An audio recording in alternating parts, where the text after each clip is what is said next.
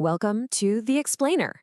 Today, we are jumping right into a massive, high-stakes geopolitical chess match that's playing out between India and China, right across the Indian Ocean. So here's the big question that the source material we're looking at really centers on. How exactly do you counter a geopolitical encirclement? It frames this whole dynamic as a calculated, strategic game with huge global implications. So let's dive in. All right, here's our game plan. We're going to start by looking at what the source calls China's encirclement plan. Then we'll get into the string of pearls theory. After that, we'll pivot to India's counter strategy and the key alliances involved. And finally, see how all these moves are literally redrawing the map. Okay, so let's get right to the core claim of the analysis we're examining. And it's a big one.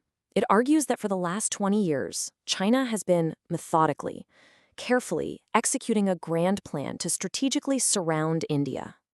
Now, this alleged strategy, it's got this incredibly vivid name that really paints a picture, the string of pearls. The name alone kind of suggests something deliberate, right?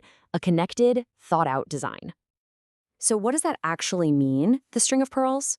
Well, according to this theory, you have to imagine a chain of ports, bases, and big infrastructure projects, all funded by China, popping up in countries all around the Indian Ocean. Each one is a pearl, and the idea is that they connect to form this strategic ring right around India. And the analysis we're looking at points to some very specific examples of these so-called pearls. We're talking about places like Gwadarport in Pakistan, Hambantota in Sri Lanka, and all the way over to a naval base in Djibouti. Each one, it argues, represents a major strategic foothold for China in the region. And we are not talking about small change here. The sheer scale of the money involved is just immense. For example, the source claims that over $60 billion have been poured into Pakistan's Gwadar port and the economic corridor that connects back to China. $60 billion. And it's not just Pakistan. The analysis points to a similar story over in Sri Lanka with the Hambantota port. The country took on a loan of more than $1.4 billion, couldn't pay it back, and in 2017, China acquired control of the port on a 99-year lease. So according to the source, these aren't just isolated incidents. It argues they reveal a very specific playbook, something it calls the debt trap model. Now, this is a pretty controversial theory, but it suggests a clear three-step process. First, you offer these huge loans for big projects. Second, you wait for the country to struggle to pay it back. And third, you step in and take control of the asset. Okay, so that's one side of the chessboard. But a chess match needs two players, right? So how has India been responding to all this? Well, the analysis we're examining credits Prime Minister Modi with making a really decisive countermove. And this is where things get really fascinating, because the source draws this incredibly sharp contrast between the two approaches. It paints China's strategy as being all about economic leverage, loans and acquiring assets. Meanwhile, it frames India's counterplay as being focused on something completely different, building friendships and powerful strategic alliances. So what do these strategic alliances actually look like in practice? Well, the source highlights two big ones that it argues are absolute game changers, completely altering the geopolitical map. First up, there's the Quad. You've probably heard of it.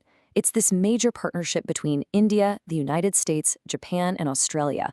And according to this analysis, it's basically a military and intelligence-sharing powerhouse, with their navies and submarines all working together to keep a collective real-time eye on the region's waters.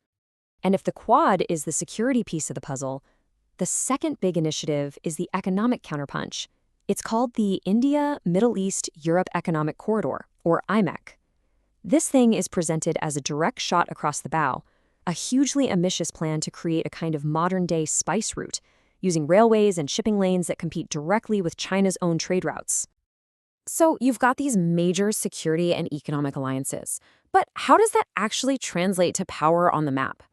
The analysis argues it all comes down to one thing: controlling the world's most vital maritime passages, the choke points.